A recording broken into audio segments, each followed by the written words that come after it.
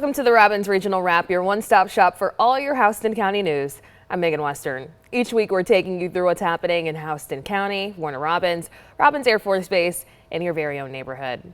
And this week, Houston County has been seeing a surge in family violence cases. We've been seeing this since 2025 with 14 family violence deaths and already one this year. The county's district attorney says these cases are one of the hardest to prosecute because some victims don't want to testify. Just last week, 2 suspects pleaded guilty, leading to probation and no jail time. Elizabeth Hunter spoke with a victim advocate about the challenges they face during these cases. For many victims of family violence, taking the stand means reliving some of their worst memories. It is reliving that trauma and that violence and having to tell strangers about intimate things that has happened to them. Felicia Richardson is the victim advocate supervisor with Houston County's DA office. She says last year her office helped over 500 victims of domestic violence through the criminal justice process. And we will meet with them several times to go over how they're feeling, what we can do to help them be prepared for trial and testifying. Richardson says there are many reasons victims may choose not to testify. Their abuser may control their finances, or there may be kids or pets involved. But she says the most common reason is fear. Even though they're under a no contact order, defendants still try and find a way to intimidate and coerce victims into not testifying. Richardson says she has to remind victims why they are in her office. When they come in and they say, well, I really didn't want the police to get involved. Well, you were fearful enough that this time you called the police. The gift of fear is really, really important. According to the Department of Justice, most family violence offenders have at least one prior misdemeanor conviction before they commit a felony act. Richardson says the cycle of violence is what convinces most victims to take a stand. In Houston County, Elizabeth Hunter, 13 WMAZ News. District Attorney Eric Edwards says Georgia's new Survivor Justice Act was enacted last spring. It allows prosecutors to use an offender's past family violence cases, even with different victims, as evidence. And if you shop in Warner Robins, a new penny sales tax could be headed your way. Warner Robins City Council approved moving forward with a floating local option sales tax. It's a special tax which by law only has one use: lowering your property taxes. Jasmine Lee breaks down what this could mean for you. Tonight's vote doesn't change taxes immediately, but it does determine how the next decision will be made. And that decision now shifts to voters. Motion carries unanimously. With this vote, Warner Robins City Council moves forward with a plan aimed at easing the burden on residential property owners. They'll be actually paying less for their property tax bill. The idea is simple: shift some of the cost away from homeowners and onto everyday spending. Shoppers in Warner Robins, whether they live here or are just passing through, would pay a small percentage at stores, restaurants, and other local businesses. Mayor LaRonda Patrick says that money would then go toward offsetting residential property taxes. If those floss come in and it covers 1%, 2% of what their bill would have been, that means that the property owner, the residential property owner, pays 1 or 2% less. The new tax is made possibly by House Bill 581, a state law passed in 2024. It allows local governments to use a special sales tax, but only for one purpose: residential property tax relief. By law, that money cannot be used for roads, salaries, or other city projects, and the Georgia Department of Revenue audits how it's spent. The biggest misunderstanding would be them thinking that they owe another tax, adding a tax to them without realizing this is a tax for them, to benefit them. The council's vote Tuesday night doesn't create the tax yet. It just allows voters to make that decision. If voters say yes, homeowners could see some relief on their property tax bills. Reporting in Warner Robins, Jasmine Lee, 13 WMAZ News. The leaders of Perry, Centerville, and Houston County must also sign off before it goes on the May ballot. If voters agree, the penny tax would take effect in October. And some health news for you now. Emory Healthcare is rolling out a fresh new look, and you're already seeing it here in our area. From updated signage and mobile clinics to new community outreach programs, Emory says the goal is simple: make care easier to access and more connected to you. Jasmine Lee shows what's changing in the county and what it could mean for your family. From hospital corridors to city streets, Houston County is seeing Emory in a whole new light. New hospital vehicles and mobile units are bringing care closer to neighborhoods. And on Wednesday night, landmarks and hospitals glowed green for City Pulse celebrating the brand refresh. We're at a moment of real transformation at Emory, and so expanding access and investing in our communities and frankly modernizing how people experience care. So what does this mean for patients in Houston County? It means easier access to care, friendlier hospital visits, and mobile services that bring screenings and education straight to the community. Molly Beward, Chief Marketing Officer for Emory Healthcare, says the hospital is showing up. It signals openness and presence and partnership, and we're not just a destination for care. Actually, we are absolutely part of the community and showing up where people live, work, and gather. And Emory is bringing innovation outside the hospital walls. Aurora Portal's round lit-up displays with QR codes lets you explore research, clinical trials, and medical breakthroughs. They're immersive light installations that really symbolize healing and hope, which allows people to get to know Emory. And it reflects our belief that health belongs to everyone and not just inside the hospital. Currently, 4 are in Atlanta, and Emory hopes to bring one to Houston County so people who live here can interact with innovation close to home. All you have to do is scan the QR code to learn about new research and medical care. It's going to mean simpler access, clearer communication, the way they want to be communicated to. So through the launch of the green lights, Emory is shining the spotlight on its goals of easier access, stronger connections, and a closer link with innovation. Reporting in Houston County, Jasmine Lee, 13 WMAZ News. And a Kathleen couple is helping others in a big way, fueled by a personal tragedy. That help is in the form of cuddles. Amber and BJ Brown lost their daughter Ella in Amber's 38th week of pregnancy. Now they're working to make sure parents have more time to make memories. Olivia Dunn talked to the couple about their donation and a story that comes straight from the heart. Amber and BJ Brown walked into Atrium Health Navicent knowing they weren't going to bring their baby Ella home. They say it was a devastating time, but that they were somehow able to find joy in those few days after they welcomed their daughter. We're both very proud, and the fact that she was here and she was real and she was my daughter. BJ and Amber Brown were excited and ready to become parents. Their home is filled with books, toys, and clothes, all ready for baby Ella Ann, who was due in December. We had a Christmas tree for her. We had all her presents under the tree. So we were just anticipating bringing her home like we should have. But at 38 weeks in their pregnancy, the Browns learned Ella passed away, and Amber delivered her on November 24th. I had raised her for 9 months in my body, and I took care of her. And just seeing her not giving us her first cry was hard. During one of the most difficult and confusing times of their lives, the Browns say they found some peace and comfort being able to keep Ella beside them, thanks to a cooling pad known as the Cuddle Cot. With the Cuddle Cot, keeping the baby cool allows them to stay longer, and it gives the patients time to bond with the baby. It gives them time to mourn. A Cuddle Cot can turn hours of bonding time into days for grieving families, and for the Browns, it made the world of difference, so they decided to give back. Being able to take time and make those kind of memories that we wouldn't have had without the Cuddle Cot was very nice. The Browns donated a Cuddle Cot to Atrium in Ella's memory, and it's already in use in the labor and delivery unit. For them, it's a way to honor Ella's legacy and to provide comfort and cuddles to other parents in their shoes. I can't think of a better way to honor her name than, to help somebody else. Because it just meant a lot. And Atrium says the Browns donation has bumped them up to 4 Cuddle Cots at the hospital. Reporting in Macon, Olivia Dunn, 13 WMAZ News. The Browns say they were able to make that donation with the help of their friends and family. And because of the rise in family and domestic violence that we were speaking about earlier, one Warner Robins business is helping women take safety into their own hands. Elizabeth Hunter has the details.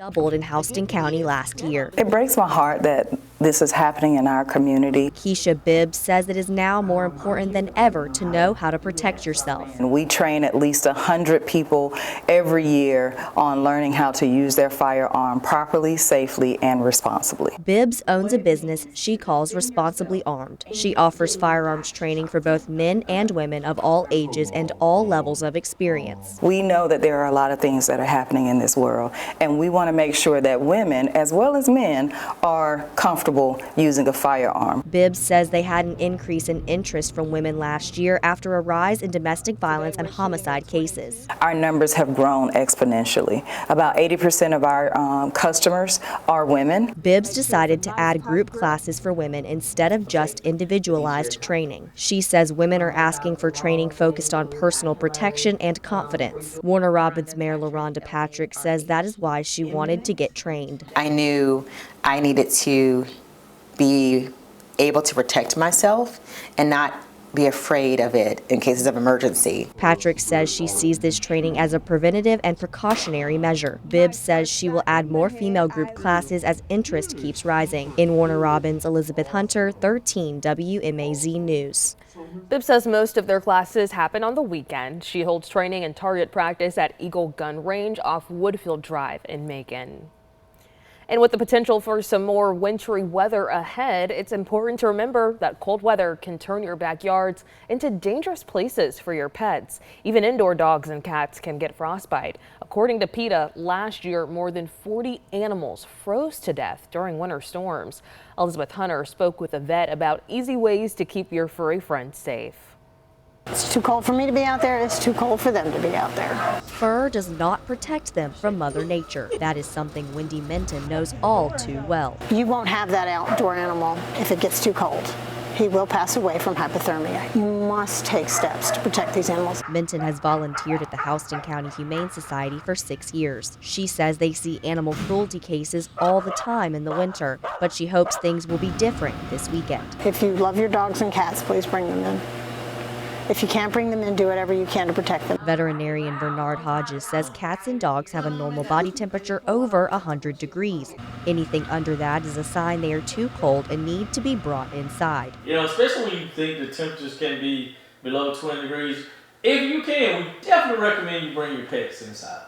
Even in the 30s, it's probably pretty uncomfortable for them. Hodges says owners tend to forget about paws. We really worry about paws and hypothermia, no different than our fingers when they get cold.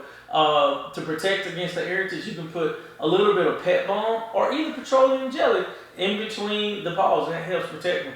Booties work well as well. Hodges says these precautions keep ice from getting between their toes and causing frostbite. He says antifreeze and salt can be fatal to your pet if digested. In Houston County, Elizabeth Hunter, 13 WMAZ News. Now, Hodges says if you have any stray animals that you want to be able to provide for, go ahead and put out extra food because the cold weather makes them burn more calories, and put out hay or straw because straw doesn't hold moisture like a blanket would. And this week, Fort Valley State University's a longtime leader shared why he's stepping down. After a decade at the helm, President Paul Jones announced this week that he's retiring. Jones led Fort Valley State through an era of progress. Recently, FVSU unveiled a new dorm for 30 students with plans to build more similar style buildings for hundreds of other students. The university also expanding its agricultural programs. In November, the university opened Georgia's first vegetable processing facility, helping farmers keep produce fresh and market ready. And one professor is running a micro grocery stand, helping feed hundreds of families. After a decade of progress, President Jones sat down to reflect on his time leading the university. Carmen Brown shares the accomplishments that he's most proud of, the lessons learned from students, and the work he still wants to finish before his final day. After 10 years leading Fort Valley State University, the Paul Jones era is coming to a close. He's seen freshmen become graduates, enrollment reach record highs, and the school continue to expand. Now he's stepping down, but not because he has to. I think any good president knows when it's time to pass the baton. And it just became clear to me. Jones spent the last decade pushing for change. He secured state funding for facilities and launched nursing and agriculture programs, giving students real career pathways. We've sort of moved the needle at the university in terms of putting it on a great trajectory in terms of enrollment increases. But Jones says it wasn't the numbers that kept him here. It was the students. But they show me every day that with just a little support, a little guidance, they can overcome anything. And maybe that's why he knows when to leave, because this was never about building a legacy. It was about building a foundation. And with 6 months left, he's approaching them with intention. I'm excited about the next few months because there's still a whole lot of work to do. And I've made it clear with our chancellor that I'm committed to doing that work. And after June, he's staying in Central Georgia. This is home now. And so while there are things I would love to have seen us get to the finish line, I'm excited about the university's future. Now Jones says he's focused on leaving the university ready for whoever comes next. Reporting in Fort Valley, Carmen Brown, 13 WMAZ News. The University System of Georgia will oversee the search for his successor. Jones will stay in his role through June to manage the transition. Last weekend, you might remember, we all woke up to a winter wonderland. About an inch of snow fell all across parts of our viewing area. Hunter King found some visitors who traveled a long way just to see it. For most Floridians, snow is something they see on TV, but not today. Sandy Dumas and Gerald Corbett drove 175 miles from Lake City, Florida to Warner Robins, and they had one mission. Good. We did what we came to do. See a little snow. The couple parked their motorhome at Buc-ee's last night and waited for the snow to start falling. We haven't been out. We come up and stayed here for the night. Yeah, So just waited on the snow. Yeah. And they weren't the only ones. Trevor Wilson also left Florida at midnight. He wanted to give his son Mason something special. So it's his first time seeing it. It's been a long time since I've seen it, so I figured we'd bring the kids out and let them check it out. Mason slept in the car with his dad, and this morning he touched snow for the first time. It feels like sand, but it's cold. But not everyone came here for the snow. Eric Galloway left Lafayette, Indiana this morning. He's headed to Anna Maria Island in Florida. Did you expect to see snow here? No. we left snow in Lafayette, Indiana. William Kinney flew in from Anchorage, Alaska to check in on a rental property down in Valdosta, and he didn't expect this. And didn't realize I was bringing you snow as a gift. Thank you, Georgia. Whether they came for it or not, Central Georgia's rare snow day brought smiles to visitors from near and far. Reporting in Warner Robins, Hunter King, 13 WMAZ News. I'm glad everyone was able to get out there and enjoy that snow. The National Weather Service says Sunday snow was the first measurable accumulation in Macon since this time last year. And the University of Georgia just set another record this week, $654 million in research and development spending. And some of that money is landing right here in our area. The UGA Grand Farm in Perry is testing the next generation of farm technology, from robots that kill weeds to irrigation systems you can control from your phone. The 250-acre site sits just east of the Georgia National Fairgrounds. Researchers are working with 10 industry partners from all around the world. They're validating new tech before it reaches Georgia farmers. Director Lenine Rodriguez says the farm removes the guesswork and the financial risk for growers. In March, they'll plant corn, cotton, soybeans, and peanuts. When a grower wants to invest in something, sometimes they wonder, hey, how much like revenue or I'm gonna get based on what I'm investing, right?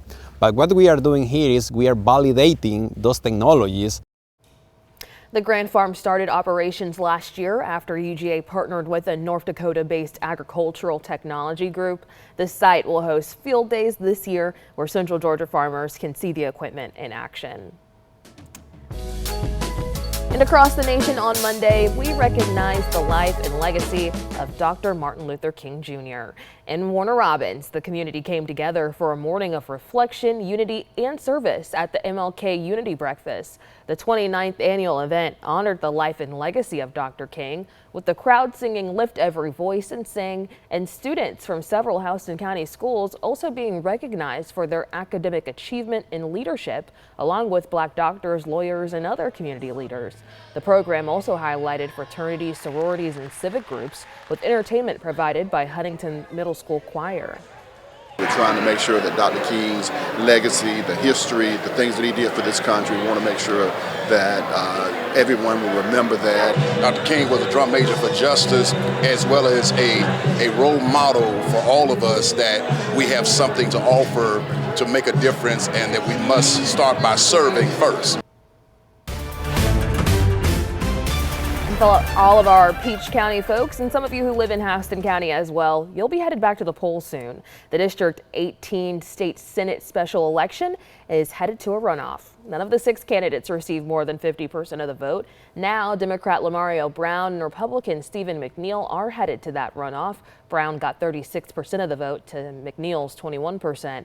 As for the 4 other candidates, they are officially eliminated from the race. Eric Wilson came in a close 3rd place with percentage of the vote. Lauren Daniel in 4th, and Eugene Allison and Nathan Warnock both got about 1.5% of the votes. Now, Brown and McNeil will shift their focus to next month's runoff on the 17th. We spoke to both candidates who say they're excited for the next step. We're excited about being, number 1 tonight, and we're going to plan to be number 1 on February the 17th too. We're going to continue to, hit the ground running. Make sure we're getting out, meet the people where they are. Rally our voters to send a message of economic principles that work and represent our conservative values up under the Gold Dome. Again, if you live within that district, you'll need to head back to the polls for that runoff on February the 17th. And just a reminder that closures will continue at the recycling center as leaders move to a new location off Alberta Road. It'll be open soon, and in the meantime, the city is closing their old recycling site on Industrial Way. You'll not be able to go on Saturday the 24th and Tuesday the 27th.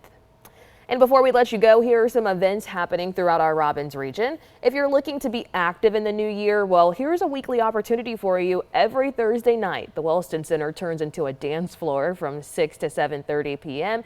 It'll be open to all ages. The first 45 minutes of this soul line dancing class is catered towards beginners. Then the difficulty cranks up so that everyone gets a full workout and some fun in. Classes are just $7 a session. If you're interested in line dancing, you can also sign up online through Warner Robins Parks and Recreation or in person at the North Houston Sports Complex.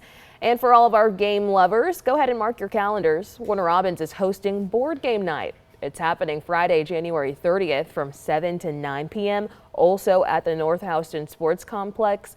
Anyone 14 and older is welcome to come. You can bring your favorite game or just try one of theirs. Be ready to mix, mingle, and meet some new friends. It's $5 a person if you live in the city, $10 if you live in the county. You can also register online at the Warner Robins website or in person.